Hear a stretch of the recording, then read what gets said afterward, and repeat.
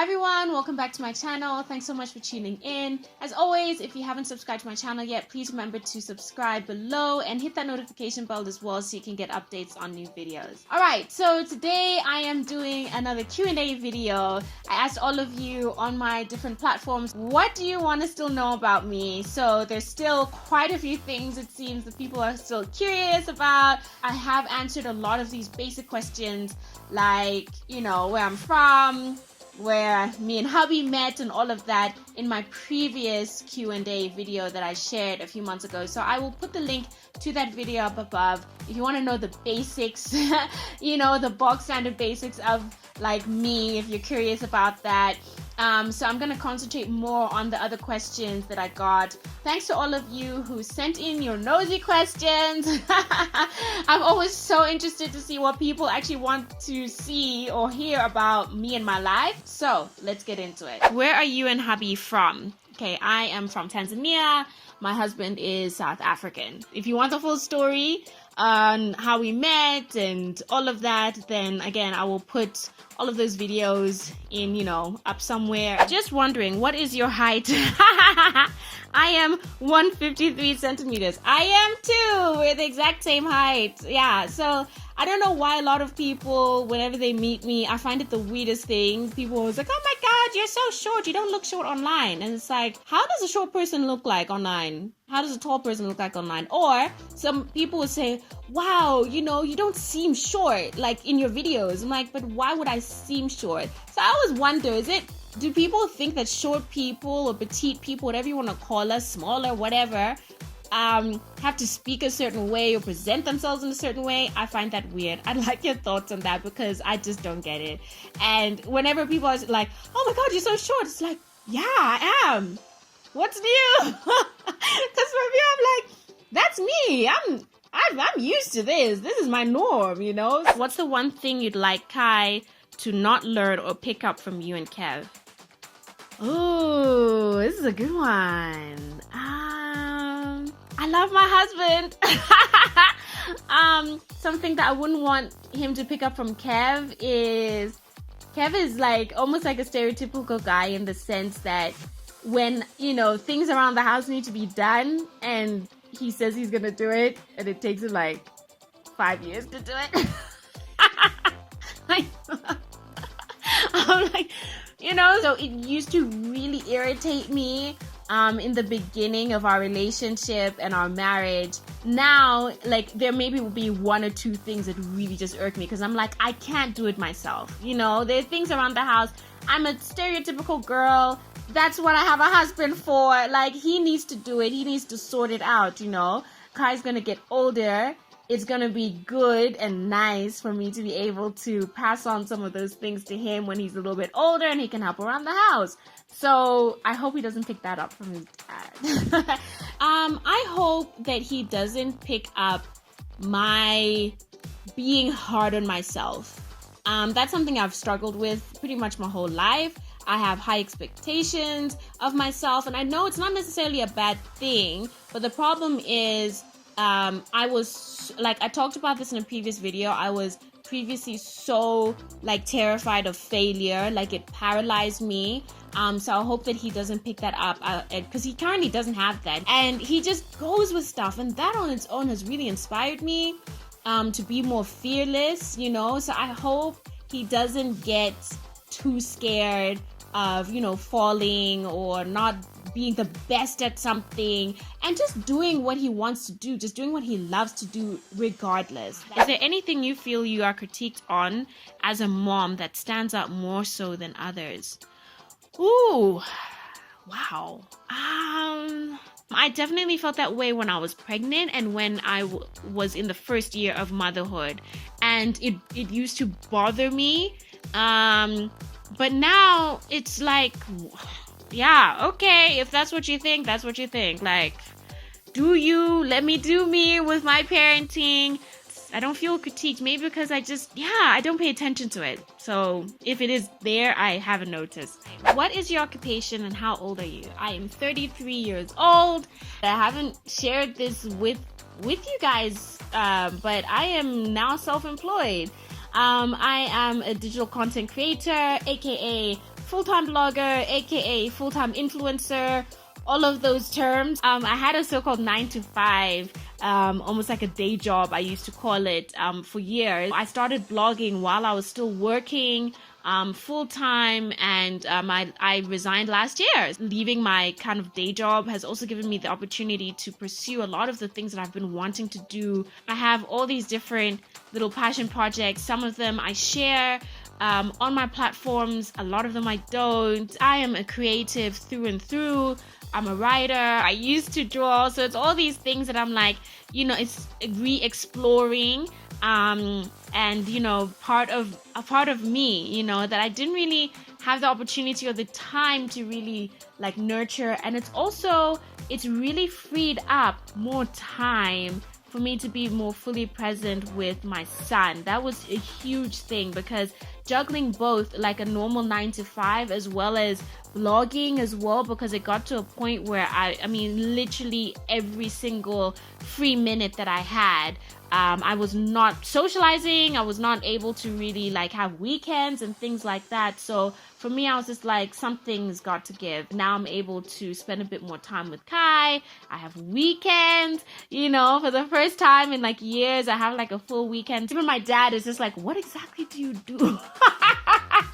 My dad is like, you did all of this stuff. So it is a bit of a like, huh? Because I've got like 2 degrees, I've got a master's and stuff. But like, I've always known deep down that I'm just like, this isn't what I want to do. Like, not for the rest of my life. So never say never. I might go back, I might not, I don't know. But right now I've jumped, and I feel like I'm free. So yeah, now you know. You have such a lovely family. Thank you. Which language are you speaking? English, primarily, because I am Tanzanian. I am trying to also introduce Swahili into Kai's sort of collection of languages. It was incredibly important for us to make sure that his nanny only spoke to him in a South African language. So she speaks to him in Zulu and Sotho. I was very strict about that, because I was just like, it's the only way that he's going to learn and to understand. And then Kev's dad is originally from Mauritius, so he speaks French. And because I grew up in Switzerland, I also speak a bit of French. So I'm also like reading some French books to him, so he can get, even if it's a basic understanding of French. How are you juggling business and motherhood? So I've also done a video on this, like how like balance and stuff, and how it's a myth, and I will put the link for that. What have you always wanted to do but never found the courage to go through with it? Those are deep questions. Some of these questions are like, sure. It used to be what I did last year, which was resign and get out of the sort of employment system. I've always wanted to do my own thing, but I was always a bit like, there's always something like, I can't because of this, I can't because of that. And then I became a mom. I'm like, I can't because what if it doesn't work? And like now I have like an actual person depending on me. Last year I was just like, if I don't do it now, then I'll never do it. As much as Kai was a reason for me not to jump, he was also the reason why I did. So yeah, I don't really necessarily have anything that I can say that I haven't done yet. But if you asked me this time last year, then that would have been it. Is blogging dead? In my opinion, no. I definitely don't think blogging is dead. Generally, more people are interested in watching videos. I think because it's a bit easier. Unfortunately, we are not really much of a reading society anymore, especially compared to years ago. So I think video has become a bit more digestible for a lot of people. But in saying that, I know that there are people who still love to read. Sort of there's a calm about reading, and there's a calm about writing that for me I can't get anywhere else. I genuinely appreciate it a bit more when someone has sat down and written something for me. There's something a little bit more intimate about it. And so for that reason, I don't believe that blogging is dead. If you really want to, then you will read a blog post. I still read blogs. I know other people who still read blogs. People still read my blog. So yeah, I'd actually like to know your thoughts on that. Do you guys prefer blogs or do you prefer video? How do you usually spend free time and what is your morning routine? Okay, my morning routine, let me start there. I usually wake up and before I do anything, before I go downstairs, before I go to the bathroom, before I switch on my phone or anything, I pray. I just feel like it's important for me to have a moment of peace and, you know, to be by myself with God and my spiritual being, my inner spirit. I set out my intentions for the day as well. It's a moment for me to be still and reflect, really. It's something that I've actively been doing, I'd say, for the past year. So I found that really helps with my anxiety and a bunch of other things too, but it's just a great start to my day. After that, I make Kev a cup of coffee. I'm always the first one to wake up, so we have a quick catch up. If he's awake by then, he has his coffee and stuff, and then we wake Kai up if he doesn't wake up on his own. Okay, so the rest of the morning is, getting Kai ready for school, myself getting ready for my day, Kev gets ready, and then we drop Kai off at school, and I drop Kev off at the station to get his train to work, and then I come back, I have breakfast, and that's when I start my day. How do you usually spend your free time? I don't really have a lot of free time, to be honest. It's only really weekends. I spend it with my family. I spend it with my few very close friends. I have a very tight-knit circle of people. And then I spend time alone as well. If I can, get a moment, like even if it's an hour. I love, reading. I love, watching shows that like nourish me, that, enrich my life somehow, or make me laugh or whatever it is. So yeah, that's kind of what I do. My free time, I guess, whatever free time I have. How did you decide on your career? It's funny because, again, I've kind of recently changed. Maybe I should do another video on that. I don't know. Let me know if you guys are even interested in knowing how I, decided that advertising full-time was not for me. And so switching over to this blogging life full-time, let me know if you're interested in that. Sheila Sibanda. Wow. Are you guys planning to have another baby? I hope so. I never like to say, yes, I'm definitely going to have another baby, because I know that it's not something that, I take lightly. A lot of women that I know who, are struggling or have struggled to conceive.